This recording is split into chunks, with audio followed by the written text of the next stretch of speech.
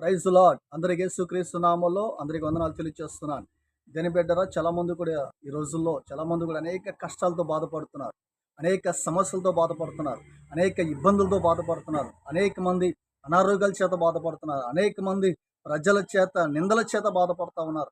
అటువంటి వారికి దేని బిడ్డరా, ఈ కష్టాలు ఎప్పుడు పోతాయి, అలాగే ఈ సమస్యలు ఎప్పుడు పోతాయి, ఈ ఇబ్బందులు ఎప్పుడు పోతాయి అని చెప్పి చాలా మంది బాధపడుతున్నారు. అయితే ఈరోజు చక్కటి విషయం పరిశుద్ధ గ్రంథంలో ఒక మాట చూద్దాం. యెషయా గ్రంథము 54:10 దేవుడు సెలవిస్తున్నమాట, పర్వతములు తొలగిన మెట్టలు తద్దురలిన నా కృప మిమ్మల్ని విడిచిపోదు అని దేవుడు సెలవిస్తున్నాడు. పర్వతం లాంటి శ్రమలు వచ్చినా కానీ ఆయన అంటున్నమాట, పర్వతములు తొలగిన మెట్టలు తద్దురలిన నా కృప నేను విడిచిపోదు. నిజంగా దేవుని కృప దగ్గరికి నువ్వు వచ్చినట్లయితే పర్వతం లాంటి శ్రమలు నీకు కుటుంబంలో కానీ చేస్తున్న జాబులో కానీ వస్తున్నప్పుడు దేవుడు అంటున్నమాట, ఆయన కృప నేను విడిచిపోదంట. ఆయన కృపను వేడుకుందాం, ఆయన కొరకు జీవిద్దాం. ఎన్ని శ్రమలు వచ్చినా మనం ఆయన వైపు చూద్దాం.